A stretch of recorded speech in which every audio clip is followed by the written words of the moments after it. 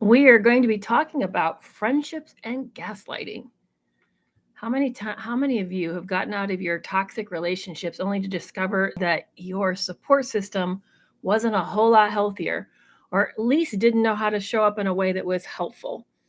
I was super stunned to discover that how sick my system was. I thought it was healthier than it was. And then I get out into these toxic relationships, or get out of that toxic relationship, and I'm really looking for support, and I discover that I'm not getting support.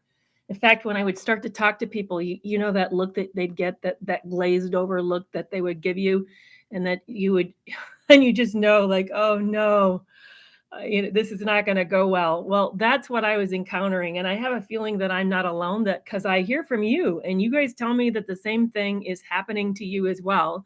That you guys get out into the world after getting out of these bad relationships, and you find out that it's not good, and that you're not getting the support that you need, and it really is super painful. I have a newsletter, and that's a great way to sign up to get support if you're looking for feedback, if you're looking for just what to do next.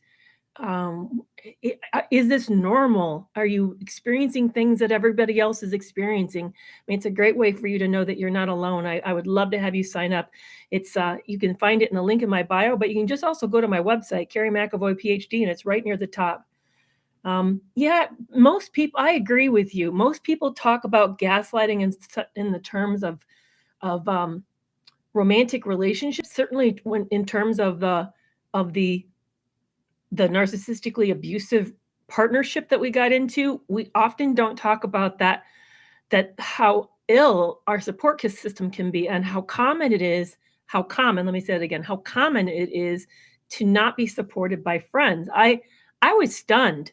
I was in a new town trying to create friends, and I knew that and when I look back and I think of my hometown, the town that I left, I realized that I probably would have been in worse shape, actually, because there was such a pressure to conform.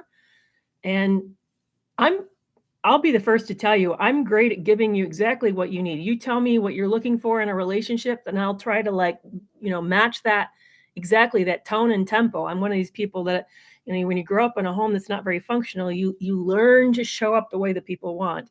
And I had certainly learned to show up well. And I didn't realize that my support system for years had been super unhealthy, really, really unhealthy. So, how do you know? I would love to hear from you all. What are the signs that you're in a relationship that's unhealthy? What do you experience when you're out and about? You're looking for someone to kind of get where you're at. What happens in these relationships that tell you, wow, this is like right over their head, they're not getting it? I'd love to hear what kind of experiences you've all had. And then what do you do? I mean, I know I tend to shut down when I get into one of these moments where I realize that the person I'm with is going to either invalidate me, which usually they do that, like they'll say, like, oh, well, that person's such a nice person, that person couldn't be that bad, surely you misunderstood what they meant. I mean, when you hear that, you're like, you've not been living what I've been living day in and day out. You don't know the subtle jabs and the put downs. You don't know how crazy this person makes me feel. Or whenever I bring up a topic and we need some closure on it, boom, they're gone. Like they're gone for gaslighting for hours, doing God knows what.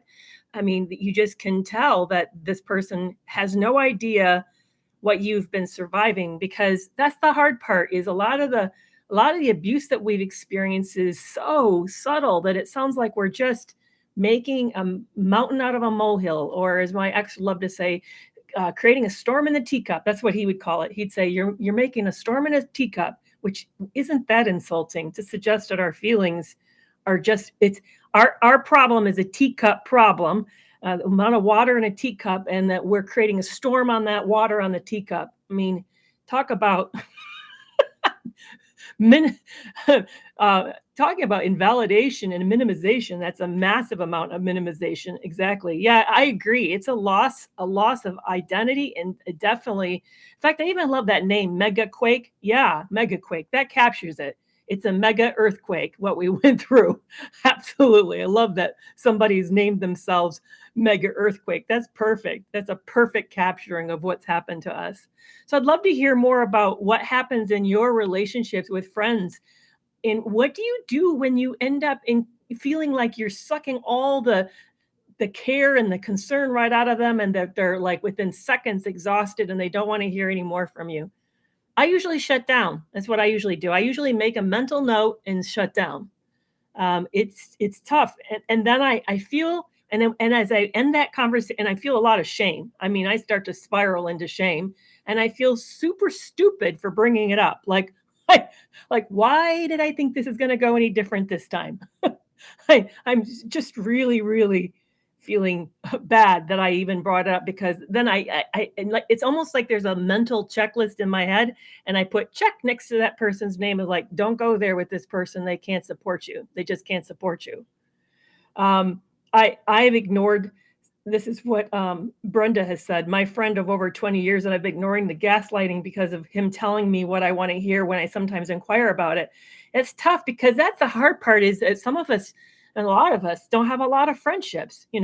I have found adult friendships super hard. I thought, you go through school and you go through college and you think, oh, I'm making these relationships and it's going really well and it should be fine. And I'll continue to make relationships. And then you get out and you get it, become an adult, like you get out of college is what I mean, or you get out of prep school, or you get out of tech school, and you find, or high school, and you find, whoa, nope. It's super hard to make relationships. It's very hard unless you like join an institution or an organization, and even then it's not easy. I mean, when I got here in Austin, I joined meetups. I know that's like everybody's solution. Just meet someone in a meetup. You can meet really great people that way. Well, I would go to these meetups hungry for a relationship, and I would end up finding people who were already had a built life. They'd lived here for a while. They already had relationships. They were just looking to do something. They weren't looking for new friendships. They're just looking for an event. So I'd go to these events, and then I'd go home alone with no more friendships than I did before I went. And so it's not like it's easy just to find new places. It's so challenging.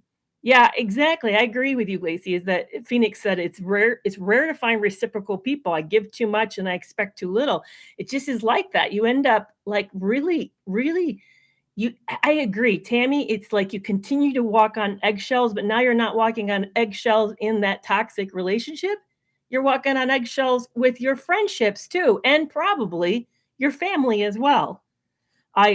How many of us went through this long weekend, on a holiday weekend, which is one of those weekends where people typically, unless you have a close knit group or a family, like Labor Day is a weird weekend. Like, what do you do with that? I mean, what do you do on a Monday, knowing you got to jump into work on Tuesday? And I spent a lot of it alone. And I'll tell you, by the end of last night, like, I'm ready to be with you all. I miss you guys very, very much. It was a little too long for sure.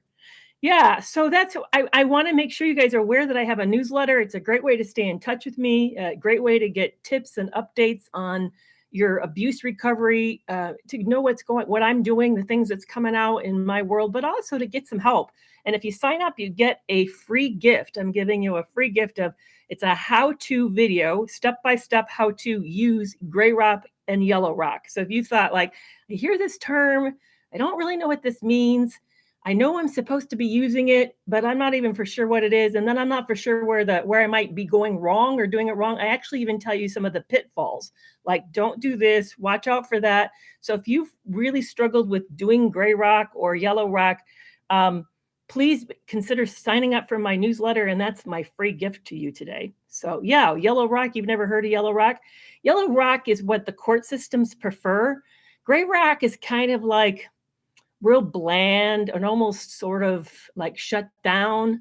And yellow rock is a little friendlier. So you act kind of polite and hospitable, but on the other hand, you're not engaging in the drama. That's the difference between, it's a quick difference between gray rock and yellow rock. So if you're looking for help on, well, I am in the court system and I want to look like I'm doing what I'm supposed to be doing, and you don't really know how to do yellow rock and you don't really even understand gray rock, Yeah, I'm glad, Brenda. Just if you go to my website, Kerry McAvoy Ph.D.com, it tells you exactly. It tells you right there. It says right under my name and my picture. It gives you the introduction, how to sign up for the newsletter. If you do the link in my bio, it's at the bottom. It's in that big bold pink area. You can't miss it. It's how you can sign up for the newsletter. So, yeah, friendships can be just as toxic as romantic relationships. Romantic relationships, just as toxic. We can feel like we're draining our friends out and that we're too much for them. We can feel like we have to only talk about acceptable topics. I'll never forget, I was trying to here's the other thing. What we're surviving is so like shocking.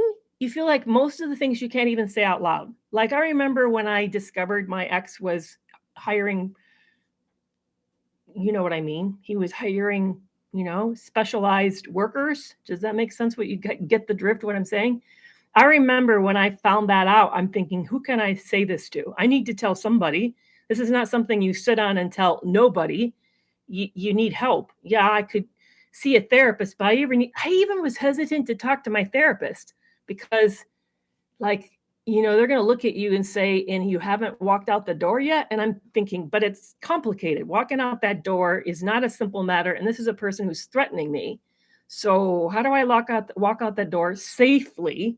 It's not easy to do that. So I already knew everybody was going to give me this like pressure that this is what you should be doing. And I also knew there'd be follow-up questions that were really personal. And I didn't really want to answer personal follow-up questions that I've considered nobody's business, honestly, really.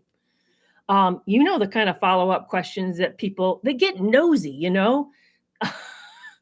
and you just don't want them in your business. So it ends up tricky dealing with toxic friends because all of this is tough. We can't explain why we're staying because it doesn't make sense to the outside world. We can't explain our actions because they don't understand how love-starved we are, how desperate, how lonely we are, and they certainly don't know anything about what a trauma bond feels like or even what it is. How many people have you guys ever even mentioned the word trauma bond to the world and they get it? They get what you're talking about. Most people have no clue what a trauma bond is. They just sort of like, it just sounds like gobbledygook to them. They don't realize that you're in this hamster cycle of good times, bad times, good times, bad times. It's just toxic as hell. It's very hard. So it ends up, yeah, exactly. You end up embarrassed and broken. Well put, embarrassed and broken. And Tammy, you said you're struggling to break yours of a trauma bond. It is like there is an addictive cycle to it that is just horrifically hard. Poppy, I'm like you. I'm a psychologist, and prior to doing all of this, I never heard of a trauma bond either. I bet you if we did a poll a year or two ago and asked therapists across let's include the whole world. We include the whole world about what is a trauma bond. I bet you the majority of clinicians couldn't describe a trauma bond and couldn't tell you that there's 7 stages. And they certainly wouldn't have understood that it was highly addictive.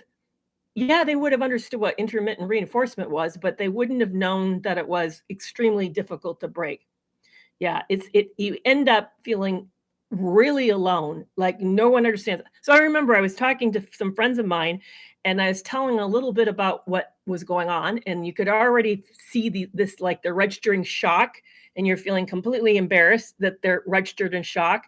And then they said, "They sounds like you're really angry." These are really religious people. "You sounds like you have a lot of anger. Have you considered praying about that?" Like, what do you think I've been doing for months and months and months? I've been praying desperately for help, praying that somebody would get me out of this and I don't lose everything in the process. I mean, like, jeez. Yeah, and like, oh, note to self, don't talk to these people anymore about this. So what are you guys doing? Your audio sounds muffled. Well, that's weird, Kate. It's interesting. Let me make an adjustment here on the mic and let's see if it makes any difference. I have a mic. Is other people finding on TikTok that sounds muffled? All right, I just took off the mic and I'm putting it back on. Let's see if it is any better. I'm hoping it's better. Let me know, Kate, if that's any better for you. Yeah, so it's hard. These are the types of things that we're talking about in my support group is how to break a trauma bond and how to go no contact. And the average survivor takes 7 times of leaving before we actually stay out. I mean, how many of you feel like nobody gets it? In fact, if you want comfort to know that you're not alone and that this is what this looks like on the inside. Oh, it's a little bit better. I'm glad it's better. Thank you for letting me know that.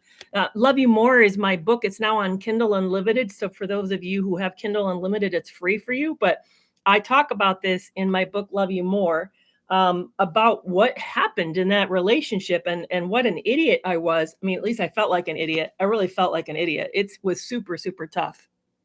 I'm glad it's better. Thank you for letting me know. Yeah, so Donna, it's super tough to do no contact. The temptation is extremely difficult. You end up with nobody to fill in the void. I mean, if you think back to that relationship, you're doing everything you can to keep it manageable so that this person becomes your entire world. Your entire world. You're aware of how they're doing. You're aware of the plans. You're aware of whether or not what food they're eating and everything. You even are making meals exactly the way that you want. You try to have the house looking the way that they want when you come home. I mean, you have shaped your whole life about like providing the perfect environment, the perfect setup for this person so that you're going to avoid all the toxicity. So you're going to avoid the rage, you're going to avoid the blowups, you're going to stop the fights, you're hoping not to hear another criticism. I mean, your whole thing is just you've warped yourself, wrapped yourself up around this person. And um even though it's all negative, I mean, when you stand back and you look at it, you think, well, that's all bad. I'm trying to provide the perfect environment for someone who's chronically unhappy because they're nitpicky and they're going to always find something that you're doing wrong. And that's typical because when you think about it, it's all actually about survival. That's how we've learned to to feel as safe as we possibly can. And again, people hear that like you're in a relationship where you don't feel safe. But how many of us have ever been even taught to ask that? Does this person make me feel good about me? Should I even expect that? I didn't know that I should have expected that. Did you know that you should have expected that? Nobody ever said to me, if somebody doesn't make you feel good about who you are and what you're doing and how you live and your choices and your way of showing up, then this person's not the right person for you. No one ever told me that. Not ever. Not ever. In fact, I got told often that I should do more, that it was expected that I should work to keep people happy. That's the message I got most of my life. Yeah, so she said, I've been 28, I'm out of my parents' house, and I realize I've been verbally abused for years. I think that's, yeah, and then somebody else said, no one has ever said that to me. Exactly. And nobody's ever said that to me. In fact, I heard, this was a common thing I heard. Do you still hear it? That all relationships are hard work. And it just takes two people working really hard at it for it to work. Did you hear that? I that's what I heard. I heard all relationships were hard. So I get into this relationship and it's really hard. And I'm thinking, well, yeah, but all relationships are hard. So that's not anything unusual. Yeah, so someone else said I was told from day one I needed to change if anyone wanted to be around me. Exactly. Yeah, I too. I always to do more and be better. I don't know. I would love to know the men in the group. Is that a message you get as well? I think men get a different but similar message. I think they get told toughen up and show up. I think that's the message men get to hear. I think women though is to do more and be better. Exactly. Yeah, I agree. I heard it was always hard too. So I get into this relationship and it's hard and I'm thinking, well, all relationships are hard.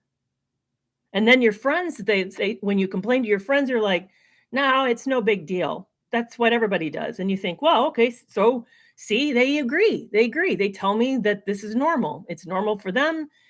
I'm hearing it's normal. I see my parents, it was normal. I think that this is what a relationship is supposed to look like.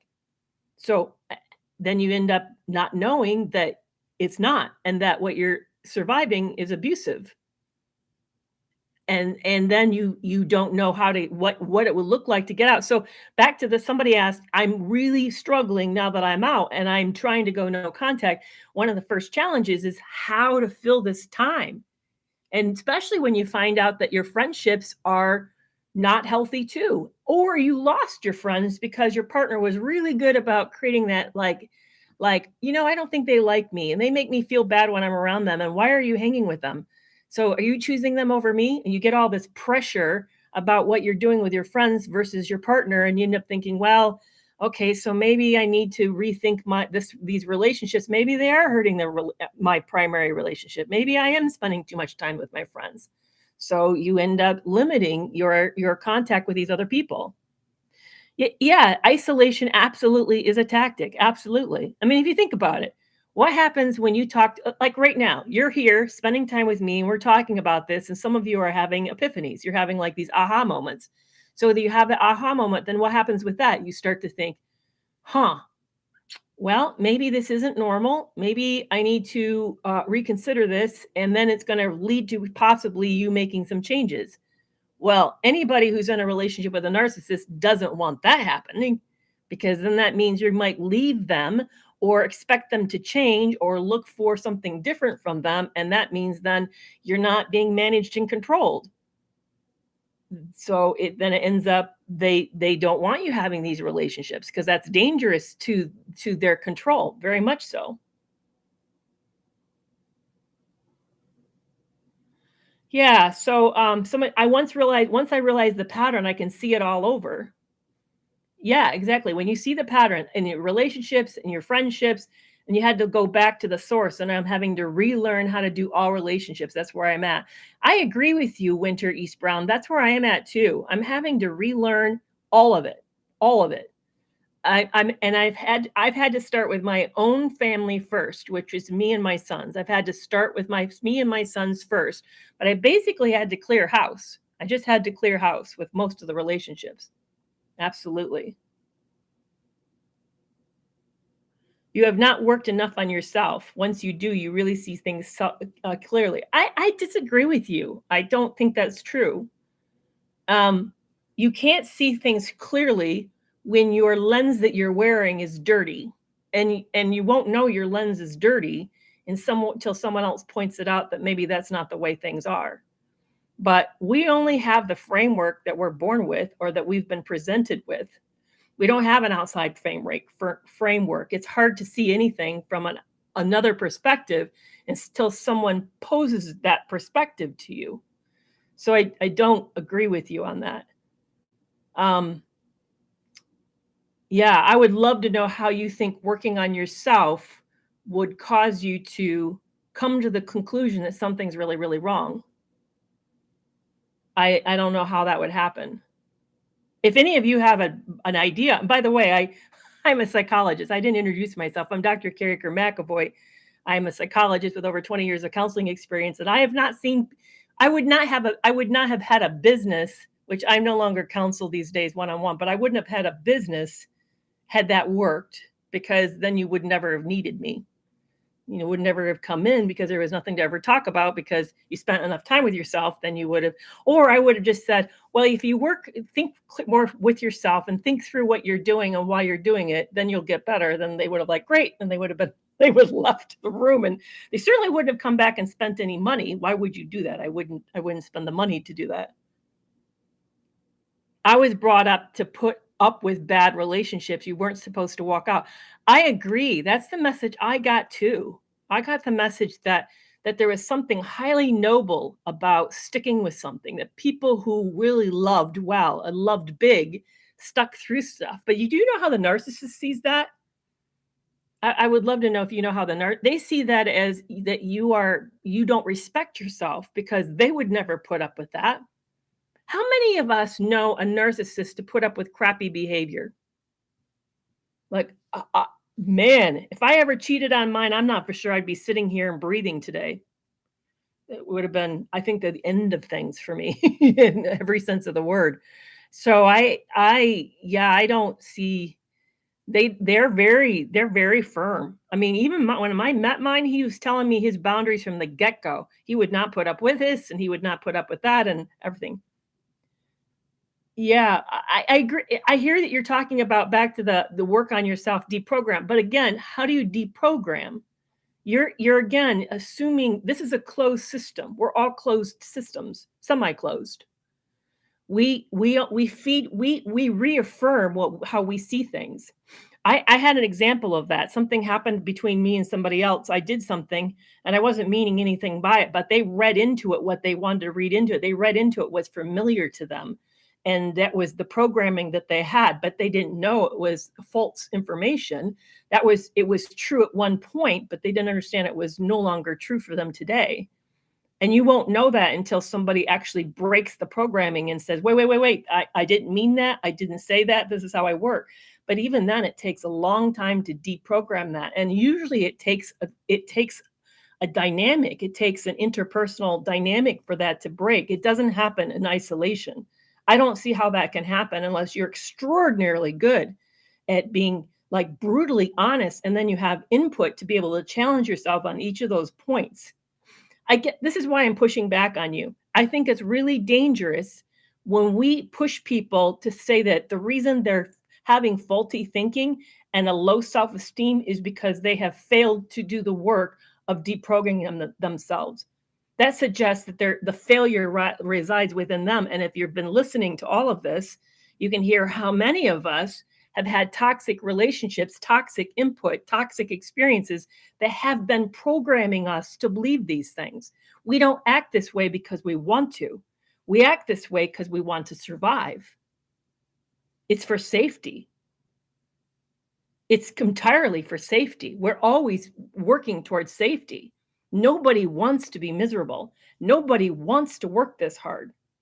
We're doing it because it's what's kept us sane and on 2 feet and moving forward. So I really struggle against this perception that it's all a lack of self-work. We're not doing enough work. It is not true.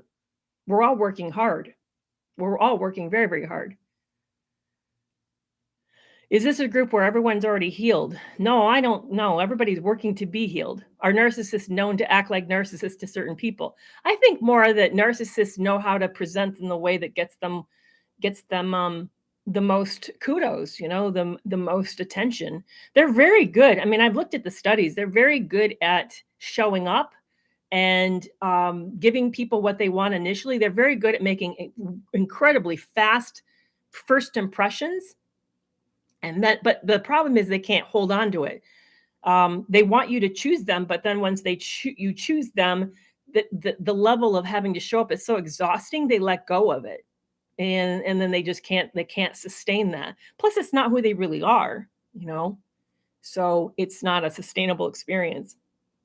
Yeah, all of these types of things are things that I talk about in my newsletter. So if you're wanting to stay up to date with me, know what's happening, what's coming out, what kinds of things I'm into, also what things I'm offering, updates with me, and you get a free gift. And the free gift is an unlisted private video of a step-by-step of how to use the gray rock and yellow rock. So if you sign up for my newsletter, you get a video from me on how to do gray rock, which is yellow rock's the version we use kind of in legal situations, but gray rock's what we use in most situations. And so if you've been struggling with how to respond, you don't know exactly what to say, you're really struggling with even like staying emotionally detached, gray rock works because it helps us to realize that we just don't need to engage. It's really, really hard, super hard. Hey, Muriel, so good to see you. Yeah, gray rock, it's interesting you say that. It feels like shunning. It actually isn't shunning. Gray rock isn't shunning. What it is just refusing to jump into the argument. So let me give you, for instance, you mentioned something like, let's talk about something that's kind of typical. Hey, who wants to pick the kids up tomorrow after school? You say something like that. And you already know, most of us already know in these relationships, like, oh boy, this is going to go bad because I'm putting out there that I need help. And this person doesn't like to help. And they're going to say that their day is busier than mine. And I'm already like in trouble. You already know that. You know that this is like walking in, but say that you have something that you have to. that you really need this person to help you with this because you got commitment. So they like start in like, well, why can't so and so pick them up? I'm too busy. Gray rocking would be to say, well, that won't work. I wonder if you could do it. You just like stay on point, you keep it short, and you answer it as simple as possible, and you act bland about it. You don't like get upset. You don't like say, well, we've gone over this. Where are we going over this again? You know that won't work. Or you know that I think so-and-so is not a good driver and I don't want my kids picked up in that person's car. You don't go into that. And then whatever they do, you just don't jump into the argument. You don't combat them. You just stay bland. So if you're struggling to know how to do that, sign up for my newsletter. It's a free gift. It's a free gift to anybody who signs up. Yeah, thanks, Kate. It does help to have you guys put the thumbs up ahead of your comment. Then I know that you are talking specifically to me, but I'm also watching 3 screens, so I may miss what you say. So sometimes it helps for you to say it more than once. Yeah. So what do you do when you have a gaslighting friend? I have found that sometimes I just have to let that friendship go. Or the other times, things that I sometimes do in some of these friendships is I realize that this friend may be a lot of fun to do things with. And maybe this other friend is somebody that I can go really deep with. But I kind of like classify my friends in different categories. And then I just learn not to go into certain places. But it may mean some friends you may discover are really unhealthy. And we don't tend to think of our friends that way. We don't tend to evaluate how healthy or not healthy they are, but we really should. We should evaluate everyone that's in our life to their level of healthiness and see whether or not this is a person that is a good, safe person for us to be in a relationship with. Yeah, I agree. We are all seeking love that we didn't have. I once heard somebody said that pretty much our style of relating to other people gets fixed by the age of 5. And I would say that's pretty true. I've noticed that. Yeah, if you work not to be a people pleaser, set boundaries and practice on working yourself, you're ridding yourself of resentment and standing up for you. I agree with you most of the time, Heart by Denise. I think most of the time that works, except the problem with boundaries with toxic people is they're super good at putting us into a no-win situation that makes it really hard to get out of, really hard. And that if whatever you do, you're going to lose. And you're certainly going to lose your own respect for yourself. You're going to feel like you're a mean person or you're going to behave in a way that you don't like. They're very good at putting us into no-win situations. Let me give you an innocent example. You say to somebody, I don't take calls after 10 p.m. A person who's toxic will call you at 10:01, and they'll see what you do with that. They'll see if you take the phone call or not. Now, if you don't take the phone call, they're going to then let you know the next day that they couldn't believe that you didn't take that call at 10:01. It was only 10:01. And you're not a nice person who wouldn't have taken a call at 10:01 of somebody that it would only have called an emergency. Then you must, that's ridiculous. But if you take the call at 10:01, then they know they've mentally checked, oh, this person's boundaries can be pushed. And that then I know that I can push them further. So it's a no-win for you in either direction. So you have to be prepared for that, which makes it super, super hard. Those of us who've been in toxic relationships, I know a lot of us have been in these positions where we know that we can't win. We always feel like we're the bad guy all the time. Yeah. So it's you said it, you rid yourself of resentment and you're standing up for yourself. In those situations, you end up feeling worse. You end up feeling like if you give in, that you've given in and lost. But if you don't give in, then you're being overly harsh and rigid and you're being cruel. They make sure that you lose. They make sure of that. So the challenge becomes, how do you handle that kind of manipulation? Because they will manipulate you on every point around that, every point. I'm going to be offering a new group coaching launching it in January called the Predator Detection Masterclass, How to Spot and Avoid Toxic People. And that's exactly the scenario we're going to be talking about. It's not just about boundaries. It's more than that.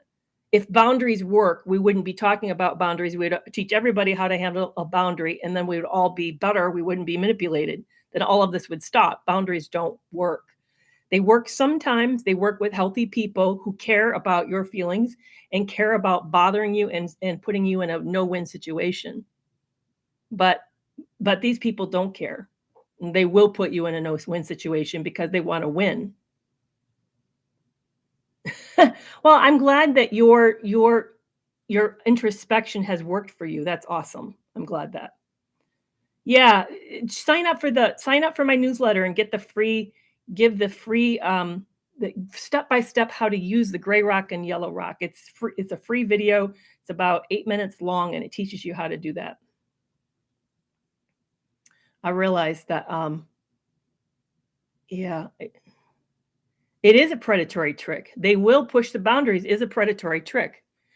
Do they fight in court just to fight? They fight in court so that they don't lose. They don't want you doing better than them, and they also have a deep need to have the courts go their way, and they also have a deep need to make sure you hurt. So it's for lots and lots of reasons. I think we get stuck thinking that toxic people do things for one cause. No, they do for lots of complicated reasons. They do it because they want to see you in a frenzy. They do it because they want to maintain control. They do it because they can. They want to do it because they think they deserve all of they can get because you don't, and they don't want you coming out one step ahead of them. I mean, they want to do it to hurt you. They do it for lots and lots of complicated reasons. Yeah, I'm glad you like that predator detection class. I'm super excited about it. Again, sign up for the newsletter so you can stay up to date and learn more about it when I'm launching it, because that I will let you know when the signups for that happen so that you can be the first to sign up for it. So I love this question, Jesse. Thank you for asking me. What's my definition of a toxic person? A toxic person to me is someone who fails to respect us, respect who you are, your feelings, and create space for you. They are either because of their selfishness or because of the situation happening in their life, because maybe they lack a good emotional intelligence. That's sometimes a problem. Maybe because they don't know better. Maybe because they're a person with a pathological personality type. So it's for lots of different reasons, but I would say anybody who can't emotionally create space for you to be yourself, emotionally let you be you, that you don't feel safe being around. I would think that to me is a definition of a toxic person. That's why I like to use that instead of narcissist, because narcissist is one specific type of toxic people, and there's many, many different types of toxic people. So what's the difference between narcissistic personality disorder and emotionally immature? Yeah, that's a very great question too. And Margarita, they might be narcissists. Absolutely. Toxic people. Narcissist is one subset of toxic people in my book. I would love you all. Define toxicity to me. What do you all think toxicity is? I would say emotionally immature. Again, narcissists are definitely emotionally immature, definitely. But I don't think they're the only ones who are emotionally immature. I think there's a lot. I think even people who are violent and don't know how to handle their emotions and like rage or sadness or shame, that certainly is emotionally immature. That doesn't make them a narcissist. There's a lot of people who are emotionally mature and are not narcissistic. But they're very, very immature. Yeah, so the definitions are coming in to feel for other people just more than just themselves. Yeah, I agree. It's rooted in inconsistency. They blow hot and cold. They're sweet and other times abusive. Oh, I love that. That's a great definition. Yeah. You're immature a lot, huh? Oh, yeah. Toxicity to you is emotionally abusive and lacking sympathy and empathy. Yeah, that's a great one too. They have to put you down so they feel better. They gaslight. Those are great, great definitions. They want you to slow things down and they hate it. They want everything now. No, they're impulsive. I love that. That's a great one. They're harsh and they have double standards and they're punishing. Yep, I agree. Very much so. Yeah, I think you guys nailed it. You do know what toxicity is. Very, very much so. And it's not just narcissism. It's not just narcissist. It's a lot. They're draining and unbalanced. Exactly. Exactly. I would say that for me, they make me feel small. Toxic people make me feel small. And I know any of you who are really independently minded would say, well, you don't need to feel small. But if you've been on my platform and heard me speak much, you'll know that we're hardwired for belonging. You can't not be in a relationship. You're in a relationship sometime. You're in a relationship with somebody all the time, even if it's with yourself. But you have relationships at work, you have relationships with your partner, you have a relationship with your kids, you have a relationship with your parents, you have a relationship with your friends. You're in a relationship all the time with somebody. And if those somebodies are making you feel small, then that's not a really safe relationship. Yeah, small, I mean no control. Exactly. Yeah. We're always in relationships. There's no way that we're not in relationships. Even when you are being conceived and you're in your mother, you are still in a relationship. You're in a relationship with her until you're born, and then your relationship with your family. So we're always in the context of relationships. You're never not. And it is in the relationships that we heal. It's where we get to practice being in a new way.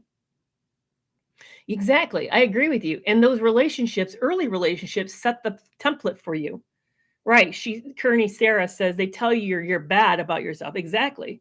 They set the template and they begin to give you feedback about who you are and what they think of you and if they like you. And that starts to set the pattern for relationships that you have from there. And it becomes really hard to separate that and stop it, which is why therapy is so helpful, because that gives you a chance to have a new relationship with someone different, who's not biased, who's unprejudicial, who's just there to be there, non-judgmental, and creates a super safe space. Speaking of which, I am a psychologist, and these days I don't do counseling, but I do have a newsletter. So if you sign up, you can learn how to use yellow and gray rock, and also just stay up to date with me and learn about things like the upcoming predator detection masterclass that I'll be offering in January. So if that's something like, yeah, I want to learn more about that kind of stuff, or even I often just can't resist giving you tips. I mean, I just love to do that.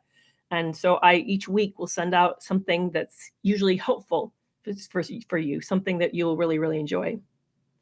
Or it's not what they say, but how they say it. Exactly, like that. I know their insecurities do leak out. I have somebody in my life that whenever, how you sign up, just sign up in the newsletter. You just sign up for the newsletter and then you'll stay right up to date. I have somebody in my life, whenever I'm talking to them, they'll say, anyway, and then I feel like the conversation's done, I'm being wrapped up and we're moving on. And it's I can't not see that as an anyway is like closing a conversation. It feels like this person's done listening to me. So I stopped talking about it. It's very painful, when you get that kind of. Yeah. So Jesse says, if I gray rock, he gets mad that I'm not bubbly. That's hard. But how about this, Jesse? I want to propose something for you. And Tammy, I hear that you're really struggling to why you can't lead. Tammy, have you signed up for my course, First Steps to Leaving a Narcissist? I highly suggest that you look at that cognitive dissonance is probably what's keeping you trapped.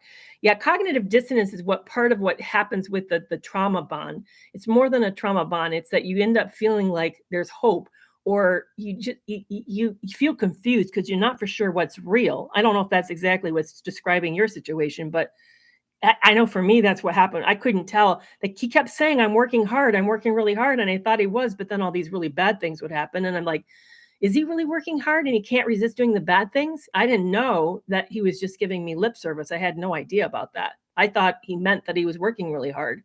Yeah, exactly. You live in hope, giving them the benefit of the doubt. Exactly. That's exactly what you do. So somebody asked me another question. I didn't mean to bump the mic sorry about that, guys. Jess asked, what do I do about gray rocking when he says that I'm not bubbly? Well, gray rock bubbly. Like, for example, like if you bring up something and you can already tell it's going in a bad spot, you're like, oh, I don't know. Have you tried this? I mean, you can still be bubbly. You don't need to be flat robotic. Say it naturally, that's to you, but emotionally disengage and don't get hooked into the hot buttons. Yeah. So when you get that video, because I trust, Jess, that you signed up for my newsletter, I want you to listen from the perspective of how you could do it with you being you. I want you to use it. Think about you using it, you being you. Exactly. Gray rock bubbly. You don't need to be boring. You just don't be antagonist. Don't be hostile. You just don't be conflictual. That's what I'm saying. Gray rock doesn't mean you need to be nice or not nice. Be super nice. Just don't be conflictual. Don't jump at the hot buttons. They're going to push your hot buttons. Exactly. Yeah, you be you. You being you all the time, Mariel. Exactly. Yeah. So make sure you sign up for the newsletter so that you learn how to do gray rock and yellow rock. Patty, is it most men, is it, or is it most people? Patty said most men are so consumed with themselves that they can't see the forest or the trees. I worry that it's most people, that this is not a man problem. This is a people problem. That's what I'm really worried about. Interesting. So 4 and C says she's got back, or he got back. I'm assuming it's a woman. Got back from a friend's birthday, and other friends thinks that, oh, she's jealous of me. That's interesting. Yeah, Dwayne, you agree. It's not a man's problem, it's a people problem. I do too. I think it's a people problem. I think if you pay attention, Patty, to women, you're going to find just as many women are don't know how to provide support as men. That's what I've noticed. If you really watch, you're going to find that women are suck at it too. It's not gender specific. We just are not teaching people how to show up for each other. Yeah, it definitely is a people problem. I agree. Very much so. Yeah, Tammy, I know that you're not getting it. Tammy, have you contacted me, DM'd me? Why don't you DM me? And then I can point you in the direction of the course and then also offer some other support possibly. And I would be happy to do that. Yeah. What your friend did though, 4 and C, was called triangulation. That ratting out the other friend is was not cool. I would not recommend, and anybody, you guys, if anybody out there, we need to not be toxic friends too. We need to not be toxic. And one reason we can avoid being toxic is we don't talk about what other people say to us, even if they're saying it and we think it's not good or controversial or maybe not nice. We don't share it to the person that it's about, because then we're stepping self or putting ourselves in the middle of something. What you can do when someone does that to you is you can say, have you talked to them about that? It sounds like something you should talk to them about. Oh, so you said, I told my friend about the trip and she's talking about your friend's behavior on that trip. In other words, she's not a friend of that was on the trip. I get it. Okay. Yeah. Yeah. Yeah, yeah. Well, so what are you going to do about that, 4 and C? Do you have a plan of what you're going to do? I would do nothing with it. That's what I would do. I would where does it take you to go with it? Unless there's something specifically that you can say, "Hey, I don't understand why that happened," or "You seemed upset," then you could follow up and say, "I wanna check in with you about that because it seemed to be some tension," but otherwise, it just is, "Oh, you won't travel with her." Yeah, I mean, there you go. That's a great message to do, you know? You just don't travel with her. Yeah, hate triangulation is nasty. Friends do that a lot. Friends, I mean, you can be the one who instigates the triangle. You can be the one who steps into it and is trying to like, get everybody to like you. You get in the middle of it. You can be the one on the receiving end. I mean, there's three parts to a triangle, and they're all parts of them are hard, very, very hard. Yeah. So yeah, it is tough.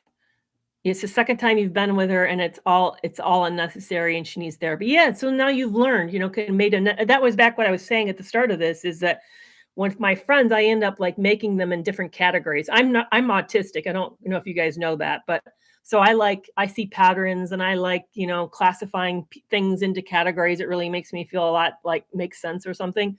So what I would say to myself, here's a person I just have fun doing things with, but I'm not talking about sensitive things. Here's a person I can go to really hard places because they show up great and I don't feel weird talking to them about it.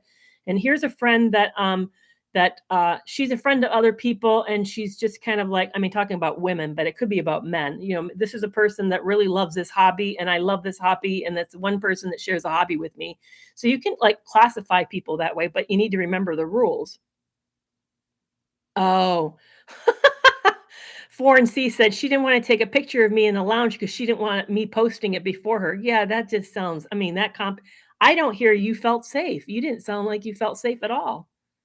That's yeah, I mean, that sounds like to me somebody it's I couldn't put up with that. Yeah, I agree with you. Yeah. And see, you just said she just turned 40. To me, I don't know if you meant this, but I age to me makes no difference. I find that you can have 70-year-olds acting petty, and here they're walking with canes and they're still trying to beat each other out. I don't find that changes. So yeah, friends can become just as toxic as partners, and we need to assess that. Yeah, I agree with you. Stephanie said some of my most toxic relationships been with other women. I also found, Stephanie, that some of those relationships are as just as painful, if not more painful than a partner. Just, in fact, I have a video on the 9 qualities to watch out for a toxic friend, and that one's still performing everywhere because and it's like a year old. I mean, I did this video a long time ago, and it's because it's yeah, and you know what? That's a great point that you're making. What a gray rock is cooking is it if someone treats you like a competitor, like your competition, that is not a person who's friendly. It's not. People who treat see us as competition see us as enemies. I do agree, Lacey. It's really hard to find female friends. It's just super tough. Very, very tough. Yeah, very, very tough. So, have you guys signed up for my newsletter? I saw a lot of you did. Make sure that you sign up so you get that free video on how to use Gray Rock, and also just to learn, like I said, I'm going to have that Predator class. It's going to start in January, and we're going to talk about these things. Talk about friendships, how to handle these different tough moments. Like, what do you do when a friend does do this? When that you end up having a friend who acts like this? That should you stay? Should you leave? Also, boundaries. I mean, I know I got into a little bit about boundaries, but what boundaries should we have and how do we handle boundaries when we're getting pushed on boundaries? So those are the types of things that you'll learn if you sign up for the newsletter. It is hard when we have friends who are just super jealous of us, super, super jealous. Very, very hard. So Chris Dirt Wheels, you said read the 40 to 50 range is seeable. What is the seeable? I'm trying to follow your thread of your notes here. Yeah, I find I don't know if you're talking about who's jealous, but I find all of them are jealous. And it can be really tough. Oh, Poppy. Poppy just shared that her husband left without even saying goodbye. He just left while she was at work. Yeah, I know there's lots of theories about why that could happen. You know your partner better than I do. Why do you think your partner didn't want to say goodbye? Do you think was he trying to be hurtful to you? Was he because he's awkward at endings? Because he wanted to avoid the confrontation with you because he's conflict avoidant? I mean, there's tons and tons of reasons why people do that. I don't know why he did that, but it's talk about brutal. That's super brutal. Yeah, why I won't tolerate friends to do that, but I'll stay too long with a boyfriend. That's a big question to ask yourself. What is it that you need from a boyfriend that you're not willing to put up with friends, but you're willing to put up with it when a partner does it? I mean, to me, it suggests sounds with some kind of neediness. Things get worse with age. I sometimes they do, and sometimes they don't. You'd hope that with age we'd get wiser. We'd hope, but yeah, totally, Hillary. I don't know if it's ever possible to get to the end of totally understanding them, partly because that's not how you see the world, and that's a good thing. You don't want to see the world the way they see the world. That's a really good thing. That means then you have their worldview.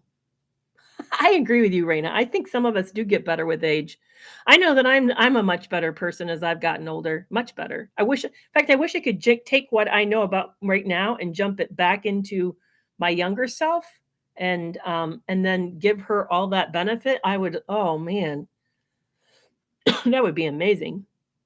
Is anyone's spouse jealous of everyone else? If you see jealousy is a warning. It's a big flag that this person's competitive, that they feel the world's unfair, and they resent people getting out ahead of them. Watch out for jealousy. Whether it's in a man or a woman, whether it's your friend or your partner, jealousy is always a serious warning sign.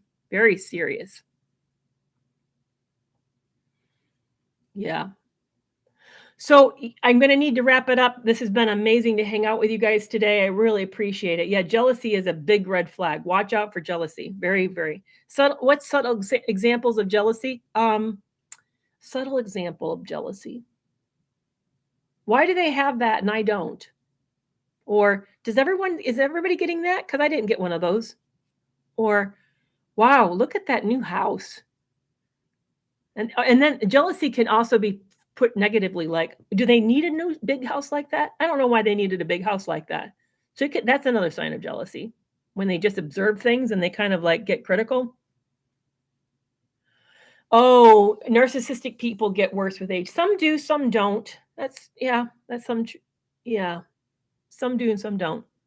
Well, thank you, SD. I'm glad you hung out with me the whole time. I know you were here the whole way through. I appreciate that. This, guys, has been awesome. I always go live on Tuesdays at 4 p.m. Central Standard Time. And if you guys don't know I always announce the topic on YouTube. So if you want to know the day ahead, then check in on YouTube about 4 o'clock. And I usually have the board up, the thumbnail up with the introduction. So then you know what we're going to be talking about. Hey, you guys are really, really awesome. I appreciate it. Have you signed up for the newsletter? Make sure you sign up before you go. And that way you can stay in touch with me. I think you guys are wonderful. Have a really great day, great rest of the week. And I know this is a weird week for those in the United States because of Labor Day, but I hope it's a wonderful, wonderful time for you all. Bye-bye.